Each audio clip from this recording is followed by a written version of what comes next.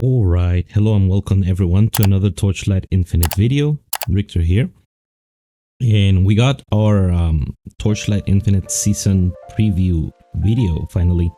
So, there's a lot to unpack here. As usually, they cook so much every season, they add so much features, they change a lot of stuff. The core mechanics of the game, I think, have been shaken substantially compared to the last two seasons, or actually, yeah, for quite a while, to the point where I think most of the builds from last season, most of the build guides from last season are obsolete because of the changes to the passive tree and stuff. So, or maybe not completely obsolete, but definitely there will have to be a lot of changes made to them. So let's go over a few key takeaways that we have here. So the link mechanic is this kind of a heisting mechanic if you play PoE.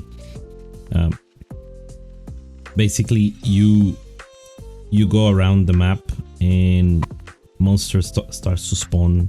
Okay, let's get there. So there will be these caches on the map. You interact with them and monsters starts to spawn out of them. Then you kill the monsters and you get these tower coins, which are the currency for the mechanic, as well as, you know, gear and other stuff. This is tied up to another layer to this mechanic, which is like the kind of bounty or infamy system, let's call it. So if you play GTA, this is like when you're being chased by the police and then you get like star levels.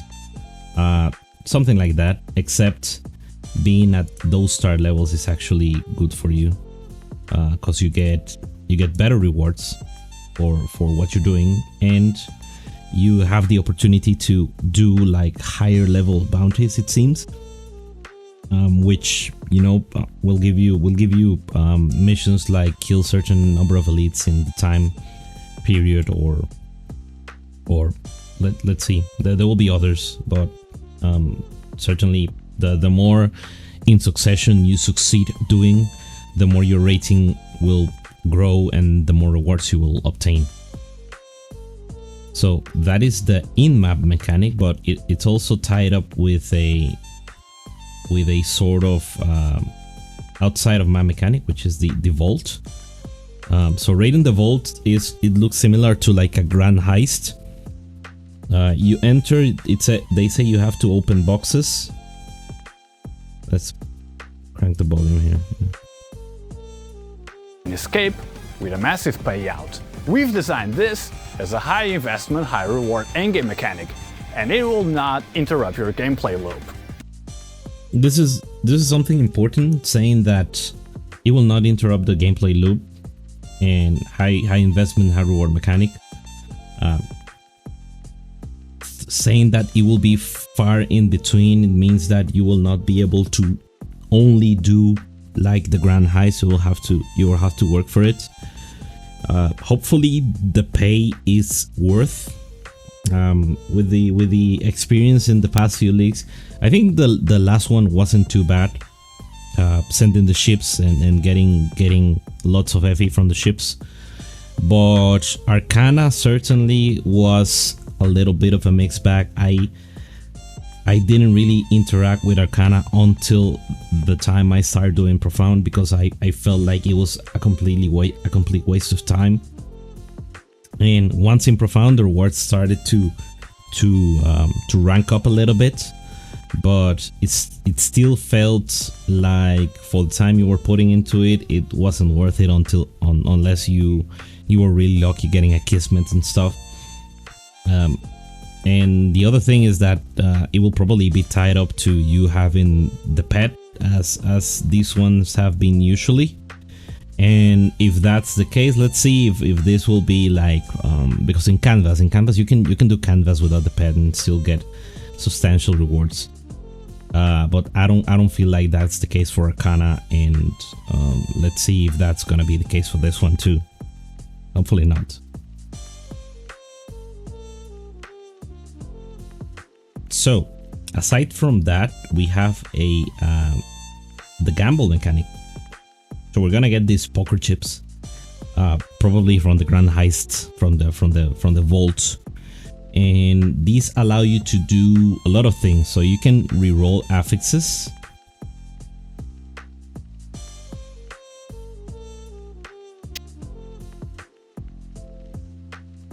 You can reroll the affix of items. You can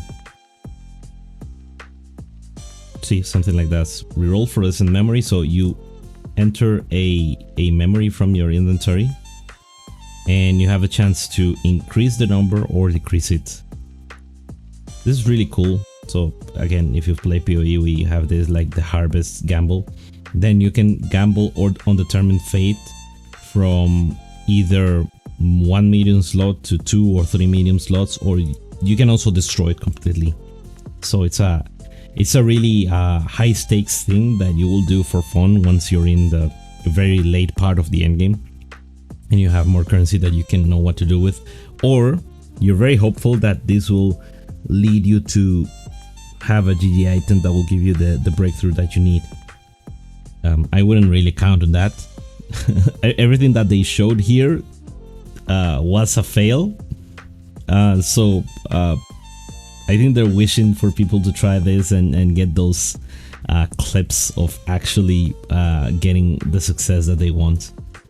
So for instance, this trying to they say you have the ability to change an item that you have corroded into the uncorroded version, so you can sell it again on the market. Yeah, that's really cool. It's really cool that we now have a way to recycle, because most of the items that you corrode and you fail are trash anyway. You're not gonna do anything with them, because if it's not an expensive item, then you can just buy another one in the auction house. If it's an expensive one, then you're probably gonna use it and you already have another version, and that's why you corroded it, because you're looking for that GG double corrosion implicit or non-implicit double corrosion upgrade. So you have the ability to it will give you another try for an item that you already consider as a brick. So I think there isn't too much to lose for engaging with this one. This one is really cool. You can you may be able to re-roll the base affix, or remove the affix entirely. I don't know if you can re-add the affix once it's gone. It doesn't say add, so it's probably you just bricked the item. Okay, now tower sequence. So tower sequence, again, you can go watch the video if you're really curious on what Andrei's saying here. This is so you will get these pieces and you have to assemble these pieces. It seems you need the correct color and the correct number in the piece to be able to unlock the recipe. Probably all of these will be hidden, I think so, and you will have to figure out which one is which. To be honest, we will just get that from PoEDB, hopefully. And what you have here is in your one-handed, weapons and shield. They didn't specifically say one-handed. It's weapons and shields will give you the extra implicit that will essentially, and you see the cost here, 500 FE. 500. But this is very powerful. Let's look at this for a moment. So you have, this is the Eternity mod. Low tier eternal morale defeat, chance to gain attack, low tier eternal. So this is the Eternity mod. It's not all of it, but it's a part of the mod, and you get that on a weapon. Part of the Corona Spiral Magus skills can be equipped with an active skill lot. So this is the this is what Iris gets. Both Iris. So it will give you the options to other builds to use a Magus and still have 4 auras, 4 reservation skills. So I think this is really cool. Absolute Order has 100 points of fixed order. This is very interesting for order stacking builds. Then cold damage with spells while having at least 600 intelligence. That is the body armor mod. Then erosion damage, we'll have it in this, so the same version but erosion. And then this one, this is surging inspiration, 50% chance to immediately gain 1 stack of spell burst. There's a new helmet, helmet that basically competes with surging inspiration for spell burst for spell burst builds. So having the ability, I think it says -1 max. Yeah, I think it's -1 max spell burst, but you have a chance to get the to get all your stacks immediately. The other helmet reduces the spell burst charge speed. So pairing those together is gonna make spell burst builds quite powerful. Now, as you can see, this is 500 FE, which means this is giga endgame crafting min-maxing for gear. So don't expect to have anything of this early on at all. Maybe there's basic ones, you see, additional spell damage. This will probably just be a very simple recipe. So you know, it's a bit of power that we can add to the weapons. I think it's cool. As you can see here, this doesn't overwrite the basic affix. It just adds another implicit to the weapon. Here's a really cool one. Getting precise restraint on all passive skill lots are supported by level 30 precise restraint. The passive skill slot is the first one is supported by precise seal conversion. So this is really good because it's giving you, first of all, level 30. It's something that you cannot obtain. There is a new supported skill helmet which will give you something like, I think, 9 levels to supported skills, so you realistically can obtain this. But and again, this is an endgame sequence. It's not gonna be accessible early game, but it opens the possibility for a lot of min-maxing here. So level 30 restraint in everyone. So not only you're saving yourself having to get 4 precise restraints, but you're also getting an additional link. You don't have to spend that link, and you're also getting precise seal conversion on the first one. So I think it's both. You get restraint and precise seal on the first one. So this is extremely powerful, but you have to use a shield for it. Then we get our trailer for the new Rosa, which kind of reminded me of Frostbitten Gemma actually, but this is an attacking character, so she focuses on using I don't know if she has anything specific to dual wield weapons or two-handed weapons, but it's basically mana stacking and probably some bonus to cold damage based on mana as well.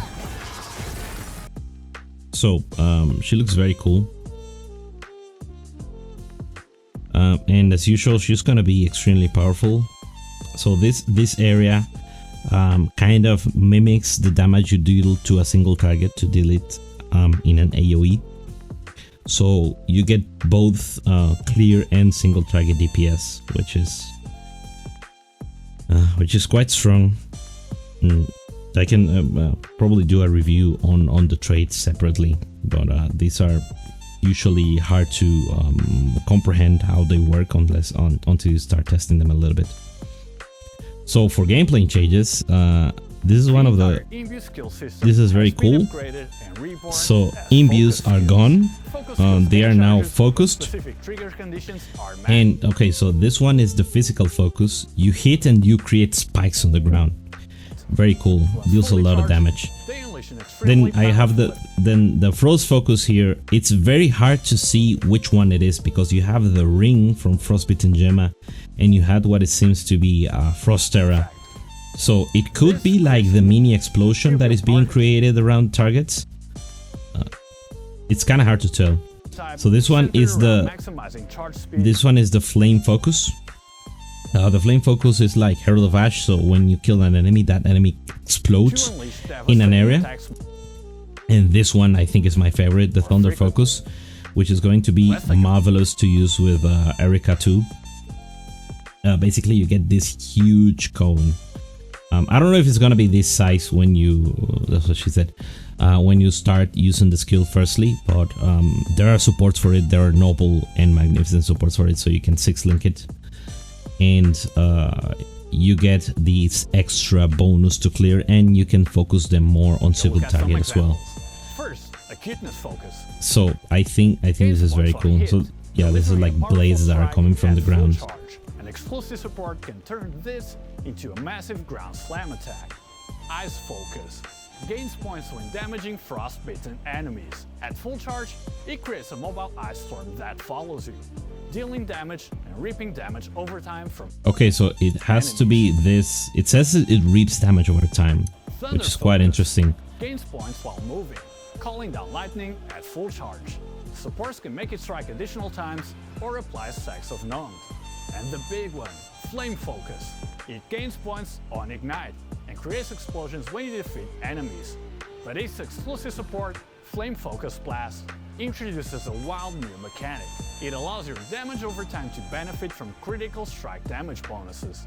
Now the quick intro. What he said there. So reading the patch notes, it allows the skills damage over time to benefit from crits, not all your damage. It from what I could understand from the patch notes, it seems to be that way. Okay. Then we have new gear. This one looks very, very, very cool. This is Trinity. So in PoE we have the Trinity support, which gives you a little bit of extra power for dealing similar amounts of damage with 2 elements. This one, I think you can still make this work with 2 from reading the effect on the patch notes.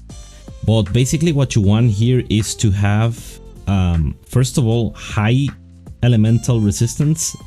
Effective, I think, means that you need to have it max. So by default it's 60. So that will be the max that you can get out of it. But as you increase your elemental resistance, you probably get more of it. By the way, the shields can now get like 13 between the implicit modifier and the ultimate mod. You can get like 13 max elemental resistance from a shield. So if you get like 75 max LA res, you'll be getting 75 LE pen. Oh, and the body armor already gives you 8 max. So this is 100% going to be very Trinity priceless. Interesting that it says priceless. So yeah, this is probably going to be a very, very hard to come by item, at least for the for the first part of the game. And the support they've been giving to elemental builds suggests to me that they're gonna be probably the strongest this season. Last season was Erosion hit with Rose with Thea, but Elemental is panning out to be the strongest one. So the Edict of Trinity gives you a chance to it will choose your lowest added flat damage and do that damage. So you want to have them all be close to each other, flat fire, flat cold, and flat lightning, in order for you to not get screwed, because the lowest ones will have more chance to be chosen.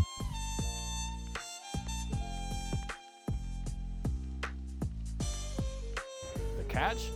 The higher specific elements flat damage. And then we have Quantum Convergence. So these are Moto gloves, basically Moto 1 gloves specifically, because minions that explode cannot consume their life, from what I know. It says synthetic. It also says synthetic truth. So yeah, this is definitely Moto 1 gloves. So the way you have to play around this, it says for every 5% life lost in the last second, 9% additional damage, stacking up to 13 times. So if we do quick maths on that, that is 9 times 13, that is 117% additional damage. for every 5%, or is it 5 times 9?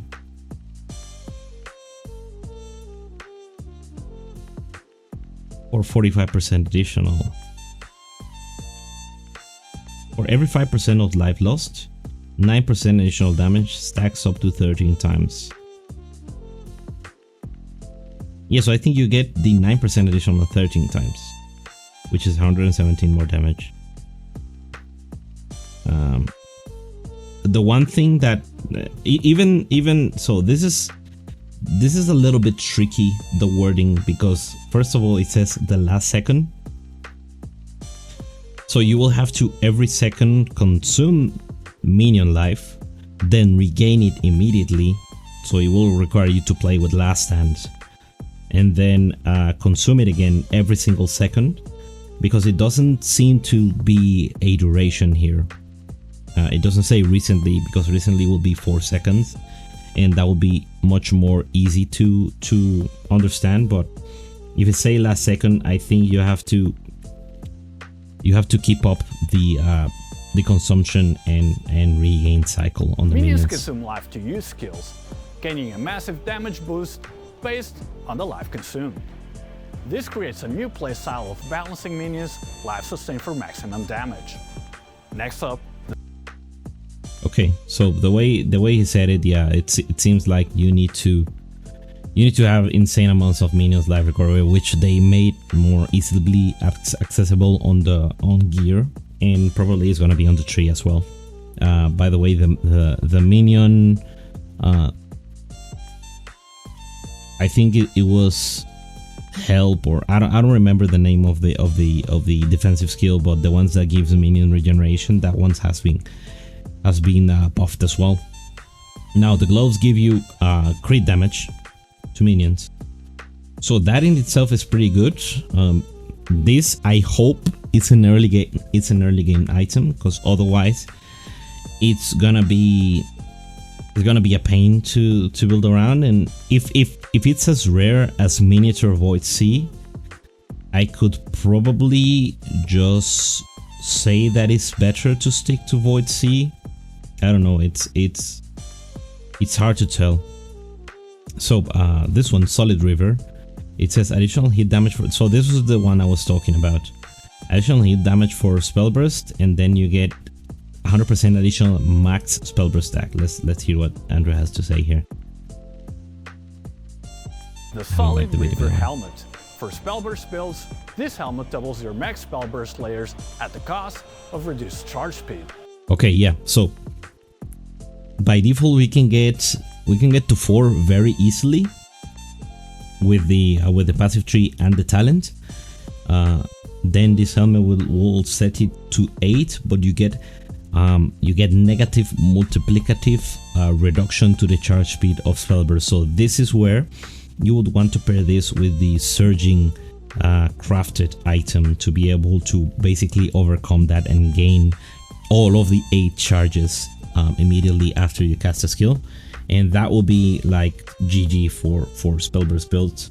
But I would imagine both of these pieces of gear would be very much far into the end game, so I think Surging Inspiration is gonna reign for the early part of the game, and then you can switch into this later, unless we get additional sources of charge speed. I say multiplicative sources of charge speed, or we get like a buff to the node that gives it charge speed based on cast speed. I forgot the name of that one.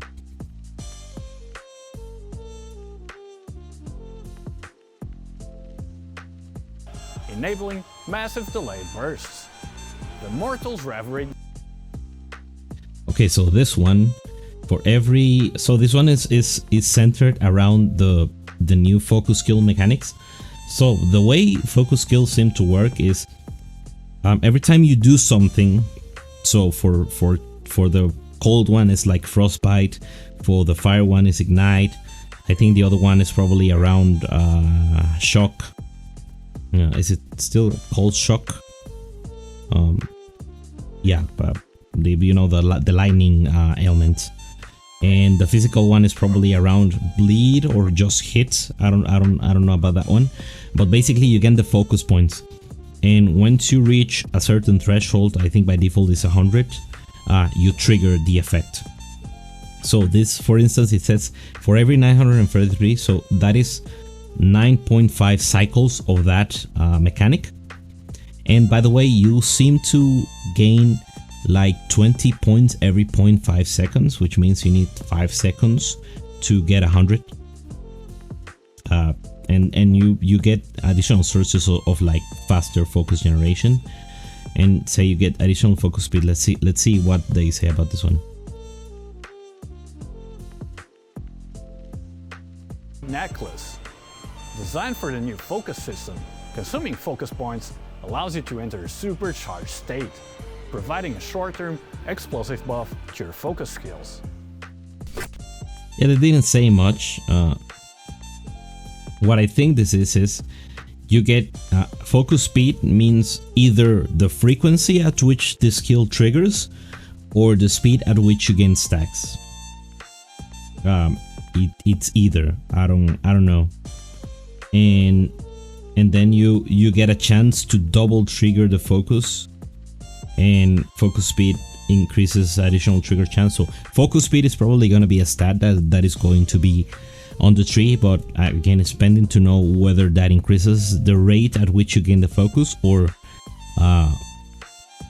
it has to be the rate. It has to be the rate at which you gain the, because the effect only procs once you have 100. So you know, the speed at which you gain makes sense for it to be how often you proc the effect. Next up, let's talk about some major changes we're making to improve build diversity. So we've heard your feedback. In past seasons, talent choices felt stale. You know, it kind of seemed like every build where you were going for a hammer swinging berserker or a summoner, it kind of ended up following the same path into, you know, the same warlock. So we're blowing everyone that was choosing wide open. warlock. First, the 6 god talents. Okay, this is quite interesting. So we have 5 total branches now in every single let's say category, and I think they stated what they were focused on. So for instance, God of Machine has this additional one that is around sentries. This one's around cold damage. This one was around like I don't remember if it's fire or just like, yeah, let's see the hover. System is expanded. Yeah, they have in the patch notes. This one's around lightning, and this one's around block, and this one's around like erosion damage or seal. Instead of selecting just 2 branch talent trees, you will now be able to select. Yeah, seal. So you select 4 instead of 3 now, and you get 1 point for each. We used to have 3 total. We now get 4, but there are fewer options. No, actually, we used to have 1, and then the second tree will give us 2, and then the second tree will give us 2, so that's a total of 5. We now have 4 talents. What they did is they buffed the talents overall by like 20, between 20 and like 30%. Some of them were nerfed and some of them were destroyed, like indifference. Basically the warlock got demolished, which is, you know, it's good because warlock was too obvious of a choice for many builds. The amount of power that it gave to generic anything, it was too good, and it was kind of silly that if you had some pain points on your build, you will just at some point get the gear and pieces that you needed to circumvent that need, and then go to warlock to get massive amounts of power. Right now with the balancing of the nodes, it seems like there will be a lot more choice, which I think it's achievable. Now, one thing that concerns me is how many points we will get in total. I think they shrank the trees a little bit from what I could see. You can see in the preview here. It's a little bit shrunk. 3 for a total of 4 talent trees. You'll be able to choose 2 core talents from your first panel, and then 1 out of 4 from the... Okay, so we still get 2 in the first, so that's cool. We're not losing, we're not down to 4. We're still at 5. remaining trees. So we get 1 at 24 points. Bringing the total number of core talents your character can have to 5. Also more... Then we get another one at 24, so that is 48 points. Importantly, we're and it says 28 points spent here. completely removing the distinction. Okay, let's look at some of this once now that we have them here. Bringing the total Okay, so we have Burning Touch. This is the same. number of core talents your This character is the can same. have Do we get to see the Also, 24? more importantly, No, we're we didn't. completely Okay, so we got Focus, Penetrating, Quick Ritual, and Translucent all in the same category. Yeah, a few of them got removed.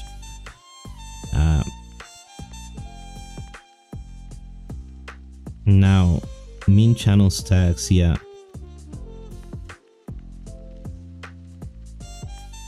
I don't know if Focus and Quick Ritual were in the same category before. I don't think they were. But now you have to choose between getting mean stacks and max stacks. I think most people were taking max stacks were with because lots of skills don't really, unlike I think Whirlwind is one of the few that requires you to cycle. So having minimum stacks is very good for it. The others I think don't really lose the stacks, so max stacks was always the choice. So it might not be that huge of a deal that these are all sharing removing the distinction between primary and secondary core talents. This overhauls the pedigree of Okay, let's see if we get to see Vanguard. So you already see here, so you're getting Goddess of Knowledge and Elementalist from the core, but then there's Vanguard here, and then there's Lich. Vanguard is in God of Machines, and Lich is in Goddess of Deception. So this is quite interesting, because the previously you were very it was a difficult choice, because most of the bonuses, some of the bonuses that you wanted, say you wanted to play like a seal build, and you wanted to take the seal tree with, let's say, ward, but everything else in ward was kind of bad, and then you were locked out of like taking warlock, you were locked out of like taking Ronin or the Spirit Magus focus tree as well. But now you get 2 of the other branches. Okay, Now, let's take a look at what happens here. So we have Reflection. So Reflection got changed. Additional damage. No, it got buffed slightly, very slightly. Panacea is the same. Knowledgeable, it's around focus skills now. So I can see a lot of builds taking this tree for focus. Focuses are gonna be very strong. I think they're quite interesting. And then you get resistance, which is the same. And I don't know if this chance to avoid elemental elements was here before. I think it was here.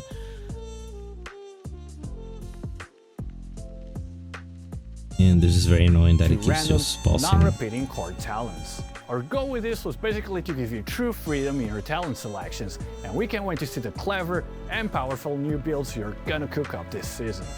Let's take a quick look at a few powerful new build archetypes. First up is a new system for elemental builds.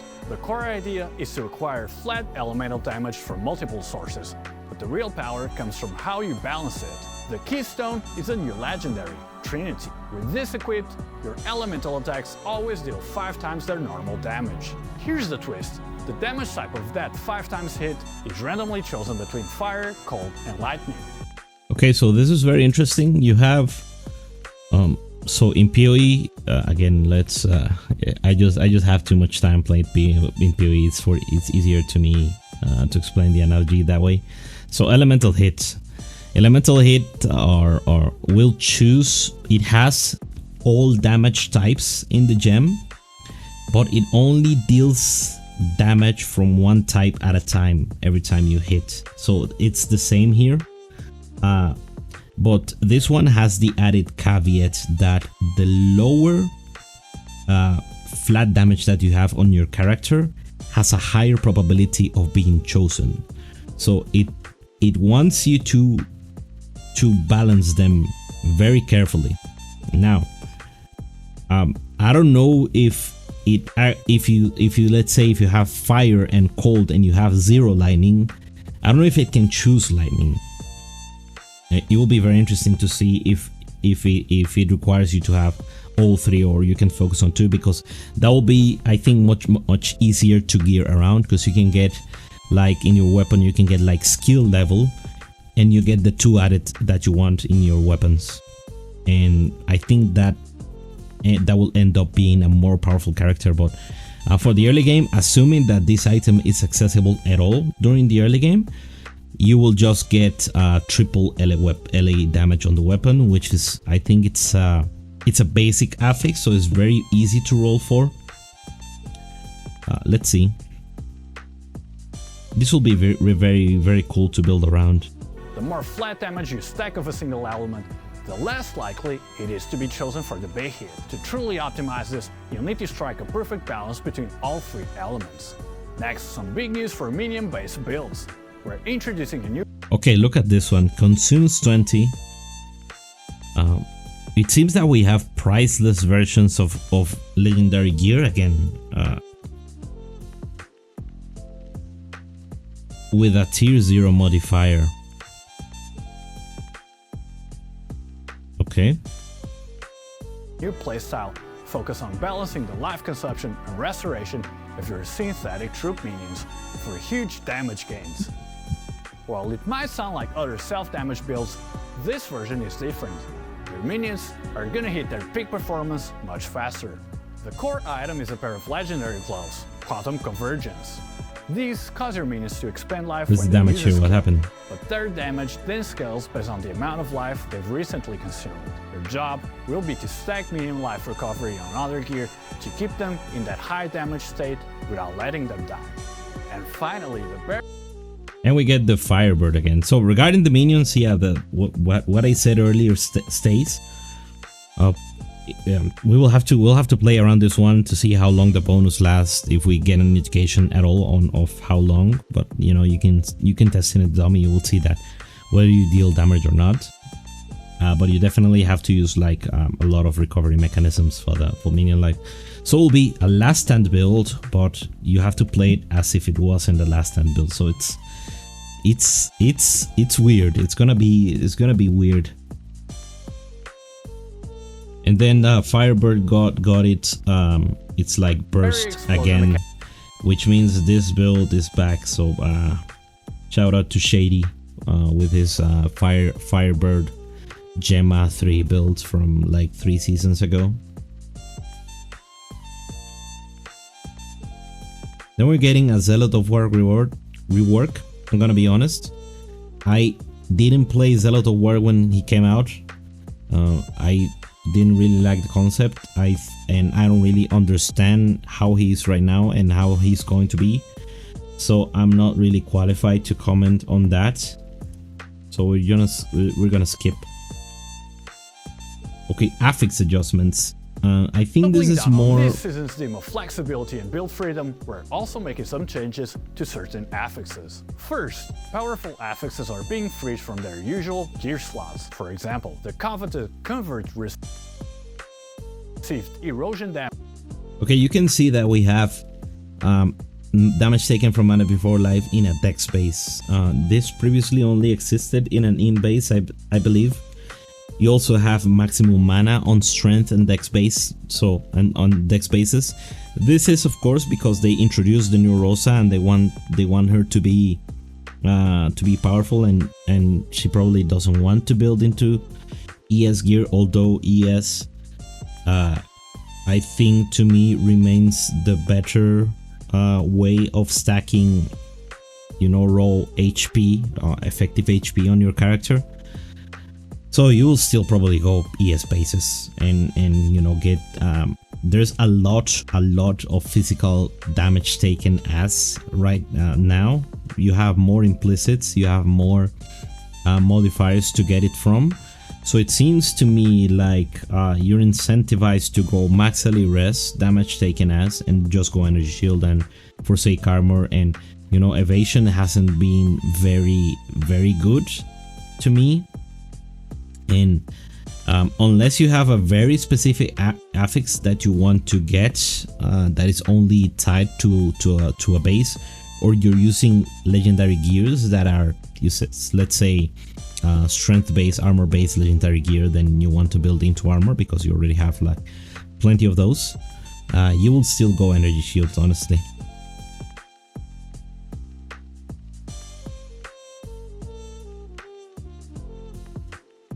Damage into elemental damage affix will no longer be exclusive to boots.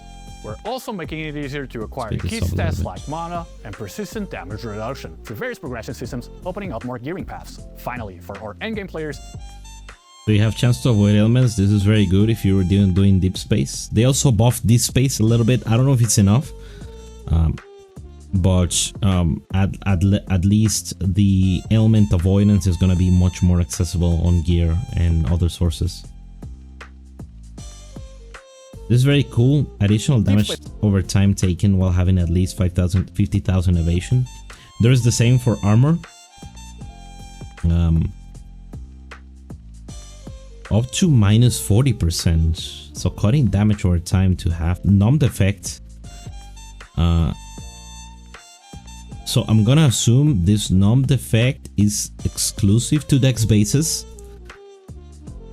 So hopefully this is the case, but that because that would basically nullify what I said, that you don't have a reason to not play ES. This will give you a reason to not play ES.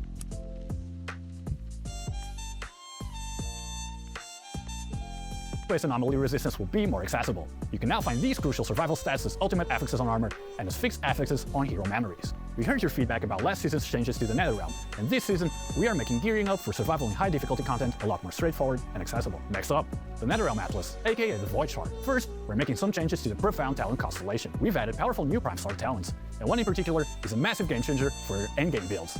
You know, all the small prerequisite nodes you have to click just to connect the different gameplay constellations on the board. We're adding a new Prime Star talent that lets you bypass that altogether. Okay, let's look at this. Wow, that looks insane. Do we get more points, or we still have the same for any gameplay constellation you want without needing to spend a single point on the travel nodes? Okay, so it says in 50%, so half drop quantity. Activating the nodes of a non-gameplay talent constellation no longer requires prerequisite nodes to be activated first. What does non-gameplay talent mean?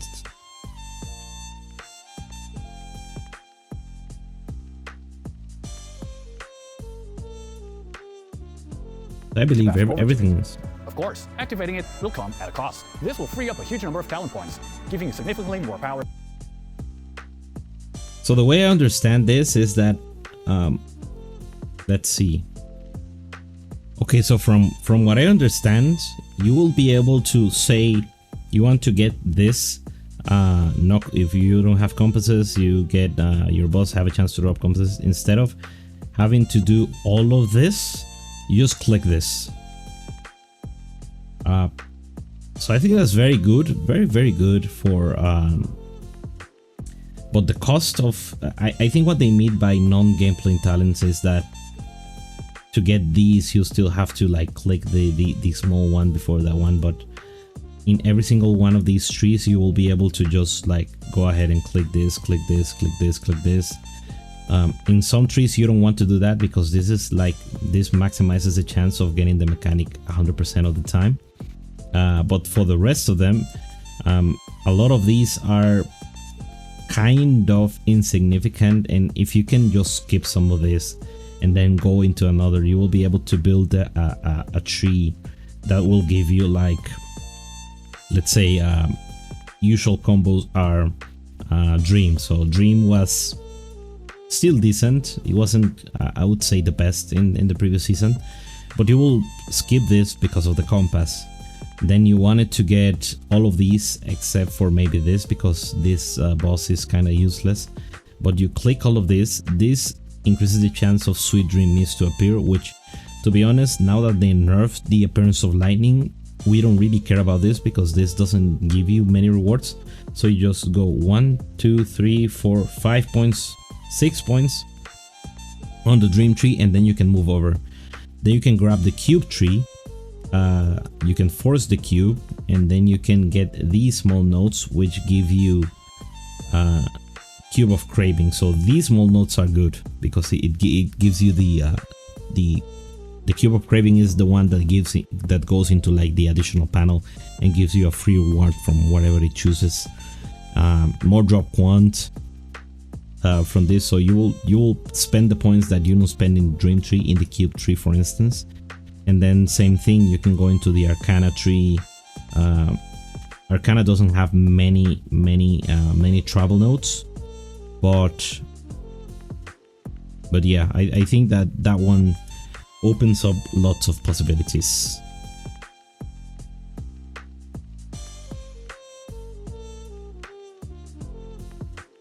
Flexibility to customize your farming strategies in the Nether Realm. We've seen your feedback on bossing strategies, and we're making some big improvements. We're adding new talents to the void. Okay, let's go back. I want to see in the Nether Realm. We've seen your feedback on bossing strategies, and we're making some big improvements. We're adding. Okay. So we have the previous season one here, and yeah, that's the only difference. New talents to the void shard. If no components are consumed when starting the normal stage, there are 25% chance for 4 Oh! Okay, so we're getting boss rush notes. You're definitely gonna be doing this in T7 because basically monsters drop no loot. Everything that you want is like the star shards from the bosses, the beacons from the bosses. You can get compasses from the bosses, more in T8 but some in T7. So I really like this one. That will allow you to spawn multiple high difficulty bosses on a single map for greatly increased rewards. Combine these new talents with a new boss compass, and you can seriously amplify your returns if you're geared up for the challenge. We're also making 2 key changes to endgame rewards. First, secret realms will now spawn less frequently, but their rewards have been buffed. Okay, that's really good because last season we were getting tons of them. I think the concept of secret realms is very enticing. It's very entertaining to have this RNG chance of entering some place and earning some loot. The problem is that most people started to just skip them because the loot wasn't worth the time. Even if it was considered like a free map, I'd rather just do my map and get actual loot. Unless I had like the treasure one, that the boxes one.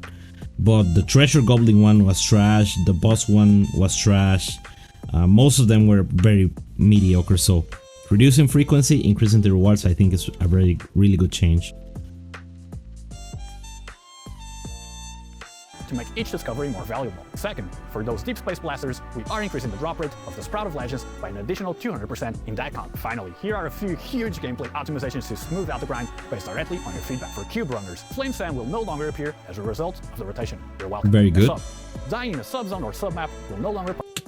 This is also another good one. So, for those who are not aware, there is a talent node that say that you only have 2 entries to a map,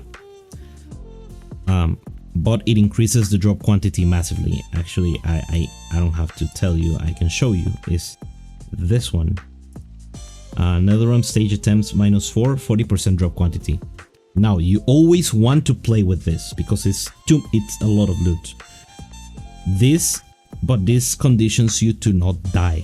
So you have to be strong enough, you have to kill fast enough, you have to be tanky enough for the content you're doing to make use of this. But what happens is, if you're running a map, so when they introduced this as -5, which means you only have 1 portal. So what was happening is, you were running the map, you will get into a cube, you enter the cube, and then you will leave the cube, and that counted you as using 1 portal. So after the cube, not the cube, the nightmare. After you exit the nightmare, you lost that map.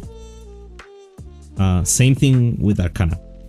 So now Arcana and Nightmare are not, and probably the new mechanic, the heist mechanic, probably it's functions similarly to Arcana and Dream Nightmare. That will no longer consume a portal. So that means you will keep your attempts. Terror's Fateful Contest will no longer consume revival attempts from the Netherrealm stage. In the Clockwork mechanic, the legendary boss Silverwing Dancers will no longer replace one of your Clockwork Ballet games. Okay, let's see other interesting things here. Okay, we finally got the Steelforge boss after the introduction of the Voidlands boss the previous season. I thought we still had one generic boss left in the game, which was the Thunder Waste. We finally get the actual Thunder Waste boss, and I'm really excited to fight him for the first time.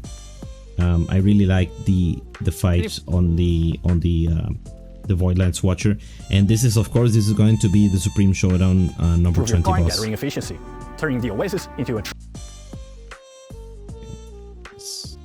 Next up, a new Watcher. After 10 long seasons of service, the Dragonbone Griffin is finally retiring. Taking his place as a new Guardian of the Steelforge is a formidable new opponent, Bladebreaker General Redscale. He's transformed the imaginary monuments arena into a sea of crimson blood. His combat style is relentless. He not only commands countless blood swords, but can also direct them to strike at you from multiple angles. Now, for our most dedicated endgame players, let's cover the new boss rotation in the Supreme Showdown. Your new challenge on floor 20 will be the ultimate version of your new Watcher, Supreme Bladebreaker General Redscale.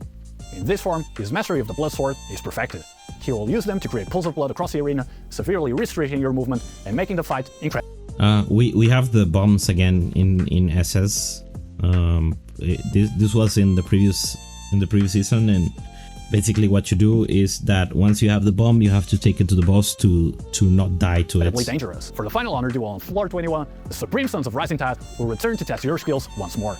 This season also sees the return of a classic showdown mechanic, Energon Bombs. And just a friendly reminder from us, while the damage boost from the bombs is huge, you do have to remember to throw them at the boss before they explode on you. Yep. As always, this season brings about a ton of quality of life changes. Let's very quickly go over all of them. First, we're optimizing the recycle system. You can now recycle miscellaneous items directly from your inventory, not just gear.